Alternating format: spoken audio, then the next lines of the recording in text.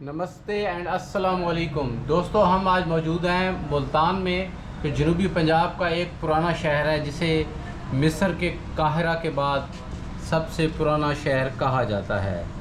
ये समाज सेवा ऑर्गेनाइजेशन है और इसकी चीफ़ एडिटर हैं शकुंतला देवी साहिबा, जिसका नस्बुल आइन है मेरा पैगाम मोहब्बत है जहाँ तक पहुँचे।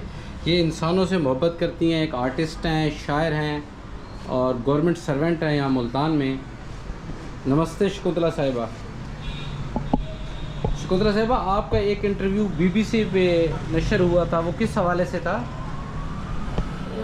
जो बीबीसी पे मैं इंटरव्यू नशर हुआ था वो मेरा था प्रहलाद बंदर पे इंटरव्यू किया था कि उसे बनाना चाहिए। अच्छा, ठीक है। तो उसके बाद भी आपके कोई इंटरव्यू किसी चैनल पे पब्लिश हुए हैं? हाँ, बैनर साहब, हम आंगी पे मैं काम करती हूँ मुख्तलिफ मज़ाहब के साथ, और मैं एक शायरा भी हूँ, एक सिंगर भी हूँ, अमन पे मैं लिखती भी हूँ, और मुख्तलिफ NGOs के साथ, मुख्तलिफ इदारों के साथ मैं काम करती हूँ।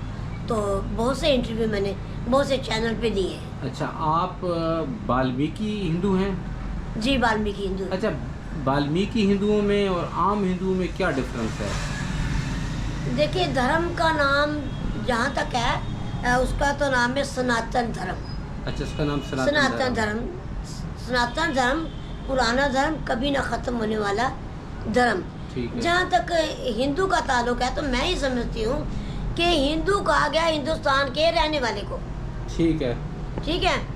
तो हिंदू कहा गया हिंदुस्तान के रहने वाले को, मज़हब का नाम है सनातन धर्म। अच्छा, ठीक है। वाल्मीकि साहब के हवाले से कुछ उनका कुछ ये कौमें हैं, ये कौमें वाल्मीकि हो गए, मेघवाल हो गए, भील हो गए, ये तकरीबन 40-42 कास्ट है। अच्छा, ये कास्ट हैं? ये कास्ट है। अच्छा, तो यहाँ जो जिस महल्ले में आज खड़े हैं हम, इसके महल्ले का क्या नाम है?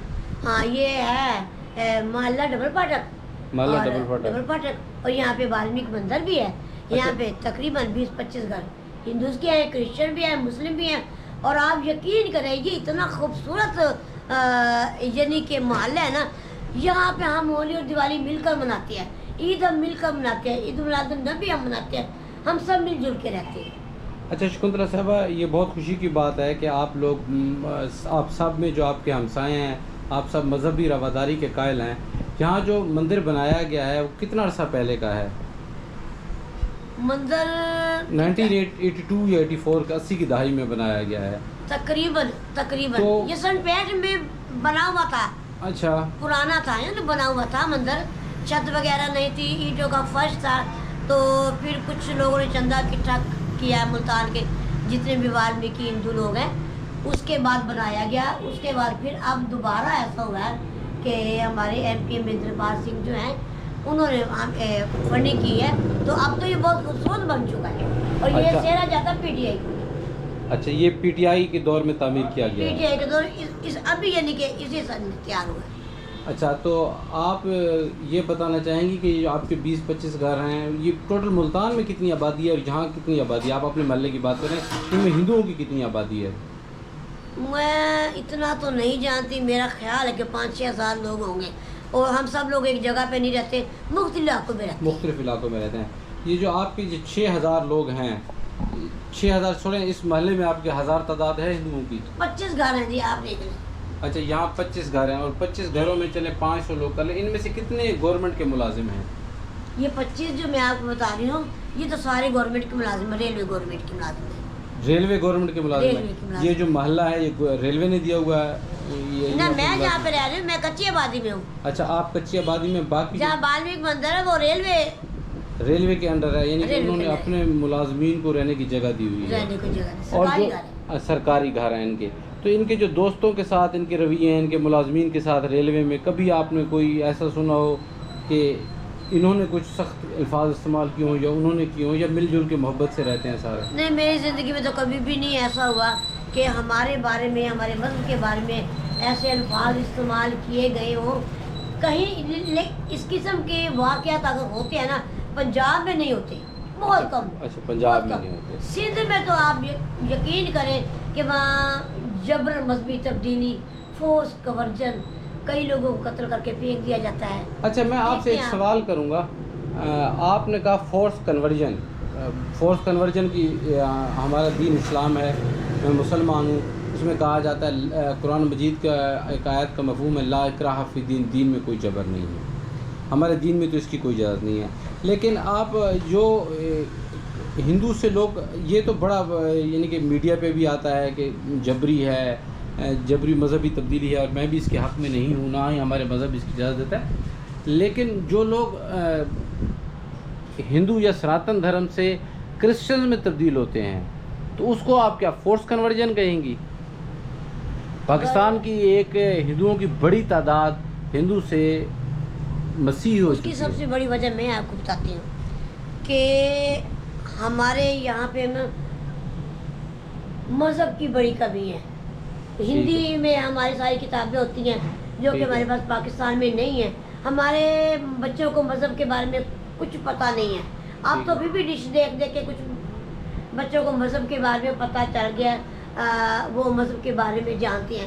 اس وجہ سے جب مذہب کے بارے میں نہیں جانتے تو لوگوں کی سوچ یہ ہوتی ہے کہ اللہ کو تو یاد کرنا ہے۔ ٹھیک ہے، تو کرسچن جو مذہبی رہنما ہیں وہ توجہ زیادہ دیتے ہیں، ہم آنگی زیادہ رکھتے ہیں، ٹھیک ہے، اپنے مذہب کے بارے میں انہیں جا کے بتاتے ہیں، جس کی وجہ سے زیادہ لوگ جو نا کرسچن مذہب جو ہے نا وہ اختیار کر لیتے ہیں۔ اچھا تو پھر پھر ان میں سہولتیں بھی بہت دیتے ہیں۔ اچھا تو پھر آپ اس کو جبری تبدیلی کیوں نہیں کہیں گی؟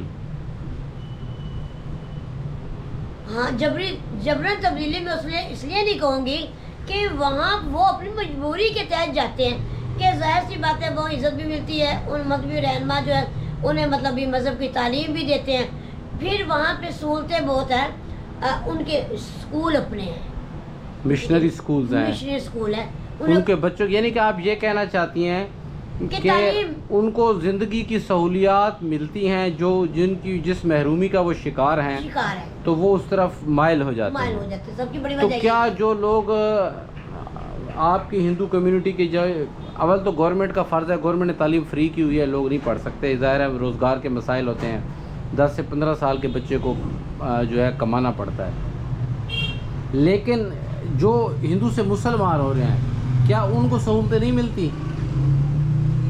اس پہ بھی اعتراض ہے نا، ہو سکتا ہے ان کو بھی مسلمان جاتے ہوں، جا کے تعلیم دیتے ہوں اور وہ اس کے کچھ سہولتیں بھی دیتے جہاں ہوں۔ تک آپ کا یہ تعلق سوال ہے نا کہ جو لوگ ہندو مسلمان ہو جاتے ہیں، جی جی یہ پاکستان ہے، ٹھیک ہے نا، پاکستان ایک اسلامی ملک ہے، جی بالکل، کوئی ضروری ہی نہیں ہوتا کہ کوئی مولا ان کے گھر میں جائے، کہ مولانا صاحب ان کے گھر میں جائے اور انہیں مذہب کی تعلیم دے۔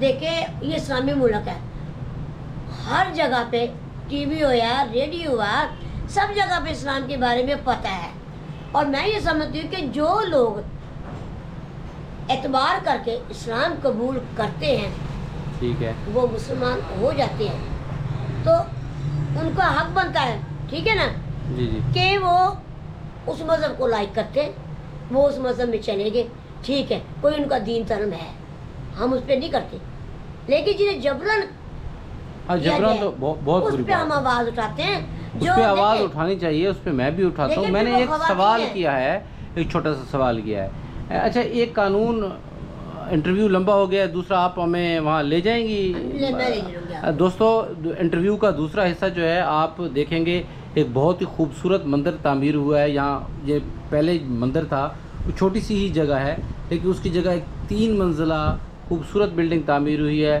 جو شکنتلا صاحبہ فرما رہی ہیں کہ پچھلے دور حکومت میں ہوا ہے، تو وہ شکریہ بھی ادا کر رہی ہیں جس جماعت نے بھی اسے بنایا ہے۔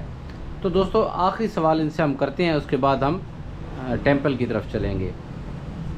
آخری سوال یہ ہے کہ آپ نے ایک بات کی ہے کہ شعور کی کمی ہے، تو کیا آپ سمجھتی ہیں کہ گورنمنٹ کو چاہیے کہ کچھ ٹیمپلز میں سرکاری طور پہ پنڈت رکھے اور ان کو کچھ ایسی سہولیات دے تاکہ جو ہندو بچے ہیں، جو ان کا ایک وراثت میں مذہب آ رہا ہے اور جسے وہ حق بھی سمجھتے ہیں، تو ان تک کم از کم ان کی بیسک دینی تعلیم پہنچ جائے؟ دیکھیے پنڈت جو ہے وہ پڑھا لکھا ہونا چاہیے اور گورنمنٹ کی طرف سے ہونا چاہیے، ٹھیک ہے نا، اور مندر کا چوکیدار بھی پڑھا لکھا ہونا چاہیے، وہ بھی گورنمنٹ کی طرف سے ہونا چاہیے، اور مندر کے لیے سیکورٹی گارڈ بھی ہونا چاہیے، وہ بھی گورنمنٹ کی طرف سے ہونا چاہیے تاکہ ہم بھی اپنی جو مذہبی رسومات ہیں وہ اچھے طریقے سے نبھا سکیں. اکثر اوقات ایسا ہوتا ہے, میں سندھ کی زیادہ بار بار بات کر رہی ہوں کہ سندھ کے حالات بہت خراب ہیں.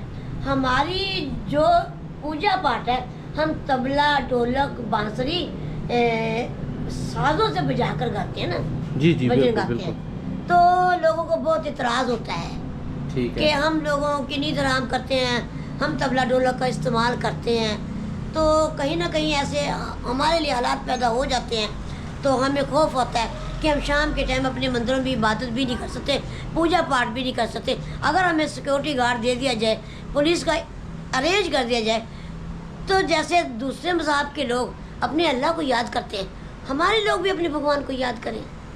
چلیں, آپ نے بہت اچھی بات کی ہے. انشاءاللہ ہمارے چینل کے توسط سے گورنمنٹ تک یہ بات پہنچے گی, اور بھی بہت سے ولاگر. شکریہ یوٹیوب کا بھی کہ جب سے یوٹیوب آیا ہے مذہبی رواداری کی بات بہت زیادہ چل نکلی ہے. لوگ مائنورٹی کے پاس جاتے ہیں, بلکہ لفظ مائنورٹی بھی ہمیں نہیں بولنا چاہیے. ہم پاکستانی اور انسان ہیں, ہم سب برابر ہیں. تو یہ کبھی نہ کبھی ایک بات چل نکلی ہے, ایک جہاد ہو رہا ہے اس حوالے سے کہ مذہبی رواداری ہونی چاہیے. ریلیجیس ہارمنی ہماری وقت کی ضرورت ہے, اور اگر ہمیں مذہبی رواداری ہم میں سے ہر شخص کے اندر آ گئی تو میرے خیال میں ہمیں سیکورٹی گارڈز کی ضرورت بھی نہیں پڑے گی. نہیں پڑے گی. ہونی تو نہیں چاہیے لیکن اس وقت کی ضرورت ہاں, ہے. اب وقت کی ضرورت ہے. ضرورت. تو آپ اب ہمیں مندر کی طرف لے جائیں. جی جی دوستو, اب ہم مندر کی طرف جا رہے ہیں. نیکسٹ ایپیسوڈ آپ کو چند دنوں بعد ملے گی, تو آپ وہ ولاگ بھی لازمی دیکھیے گا. اس وقت تک کے لیے بائے.